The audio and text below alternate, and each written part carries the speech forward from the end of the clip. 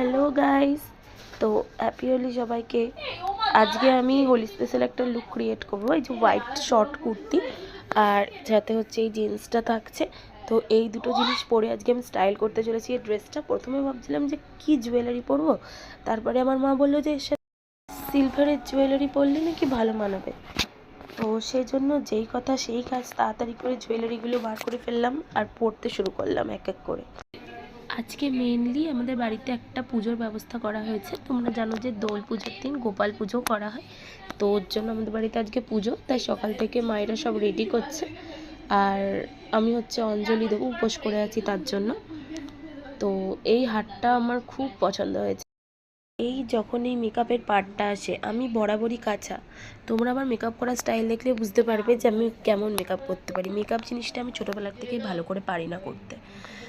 তো সবথেকে ভালো লাগে আমার এই ব্লাশ নামক জিনিসটা। আমি লিপস্টিক দিয়ে ব্লাশ করতে গিয়ে দেখছি নিজের গালটারই 12টা বাজিয়ে দিয়েছি। তো আমি তাড়াতাড়ি করে সেটাকে ফিক্স করে নিচ্ছি। টাইমও বেশি নেই, পুরোহিত মশাই চলে আসবে। এদিকে তারা আর ওদিকে কাজের মধ্যে মানে আমি কি বলবো, স্টাইল করতে ছাড়বো না। তো আমার কাছে লিপস্টিকের অনেকগুলো অপশান ছিল, তো ভাবলাম চোখ বন্ধ করে যেটা আমার সামনে বসবে সেটা দিয়ে আমি করব। কিন্তু বরাবরই আমি 3-4টে লিপস্টিক মিশিয়ে পরতে ভালোবাসি। তো যেটা ডার্কেস্ট শেড ছিল সেটা দিয়ে আমি একটু আউটলাইনটা করে নিলাম আমার লিপসে। তো আউটলাইন করতে গিয়ে তোমরা দেখে বুঝতে পারবা যে ঠোঁটে শুধু রং ল্যাপার মতো করে লিপস্টিক করছি আমি। মেকআপ জিনিসটা আমার দ্বারা হবে না, তো আমি একটা ব্রাউন শেডের লিপস্টিক দিয়ে আউটলাইনটা করেছি।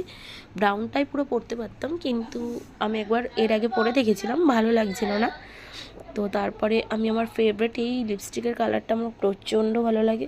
এই লিপস্টিকটা বেশ ভালো, খুব স্মুথও। আর এটা যে অনেক সময় হয় না যে লিকুইড লিপস্টিক ইউজ করলে ঠোঁটটা একটু খসখসে টাইপের হয়ে যায়, এই লিপস্টিকটা ওরকমও না। আমার ভীষণ পছন্দের লিপস্টিকটা। সাজগোজের মধ্যে লিপস্টিকটা আমার বরাবরই খুবই ভালো লাগে। মানে আমার কাছে লিপস্টিক হচ্ছে এমনই একটা ব্যাপার, সাজার আগের থেকে যদি লিপস্টিকটা পরে থাকি, মানে লিপস্টিক না পরলে না ঠিক শান্তি হয় না। তো আইব্রোটা একটুখানি ভালো করে আঁকিয়ে নিলাম, কারণ তোমরা দেখে বুঝতেই পারছো যে আমার আইব্রো তেমন নেই। তো আইব্রোটা সেট করার পরে আমার মনে হলো যে দুদিকে একটু আলাদা আলাদা হয়ে গেছে, তাই একটু ঠিকঠাক করে নিলাম। অ্যান্ড তারপরে ভাবছিলাম যে আর কি করা যায়। দেন তারপর বুঝলাম যে চোখটা ফাঁকা ফাঁকা লাগছে, আইলানা পরলে তো ভাই আমি আইলানা পরতে পারি না ঠিক মতো। দেন আমি কাজলটা অ্যাপ্লাই করলাম। কাজল অ্যাপ্লাই করে দেখছি কেমন একটা ডাকিনি ডাকিনি ভিউ আসছে। তো একটু ডাকিনির মতো স্টাইল করে নিলাম। আর তোমরা তো জানোই যে বাঙালিদের সাজের মধ্যে প্রধান হচ্ছে টিপ। তো নিজেই সেজে নিই, নিজেই ফ্লেক্স করে নিই। তো বসন্ত উৎসব যেহেতু এখন চলছে আমাদের এখানে, তো দোল পূর্ণিমার একটু বসন্ত ভিড় থাকবে না তাই হয়, তার জন্য হাতে একটুখানি আমি ফুলও দিয়ে নিয়েছি।